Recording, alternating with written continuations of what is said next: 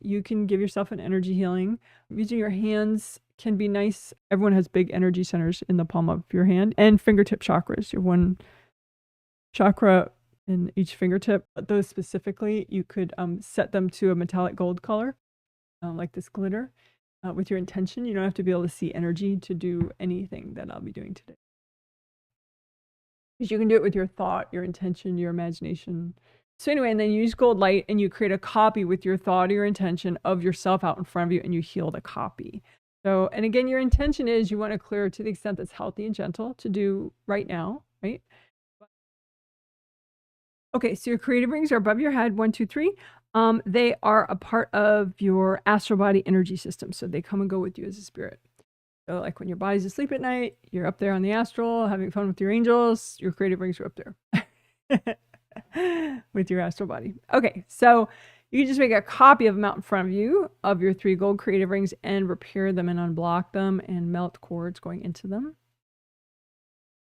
There are invasive beings courting them, have them recycled. So angels, if there are any invasive beings messing with my creative rings, can you please recycle them?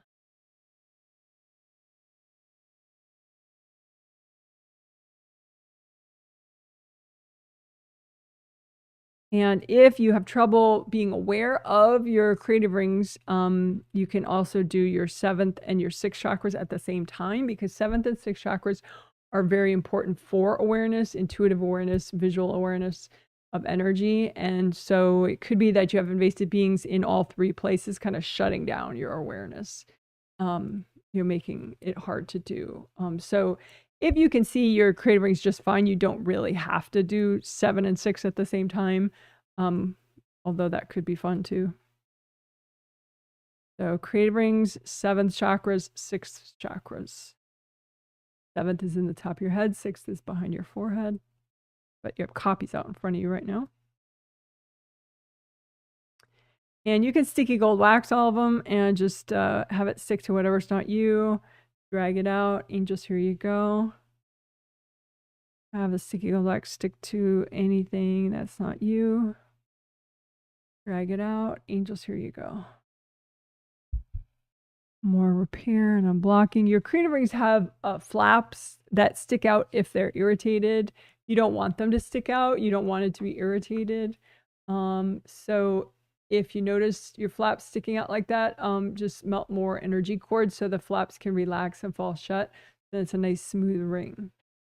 And that's a top-down view of your creative ring. That drawing. Keep melting cords. And if the cords keep coming back, it could be that you're just missing some damage there. And if it's damaged, it's just so easy for people or beings to keep cording. If you're like, well, Jan, I can't see the damage. Well, then just maybe just do sticky gold wax to clean out the area better. More times, sticky gold wax like 3 times in a row. Angels, here you go. Sticky gold wax. Creative ring 7, 6. Angels, here you go. Sticky gold wax. Creative ring 7, 6. Angels, here you go. And then repair. Because it's a fact that the repair is going to work better if it's cleaned out more and there's less junk in the way of the gold light. So you just go by that kind of logic, technique, facts.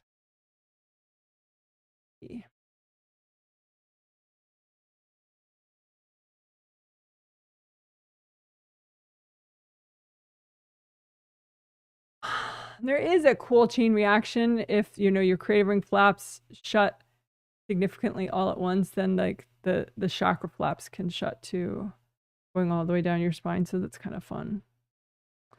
A nice ripple effect of flaps closing. Your energy can flow nicely, but it's just harder for other people and invasive beings to cord you then. All right. Good enough.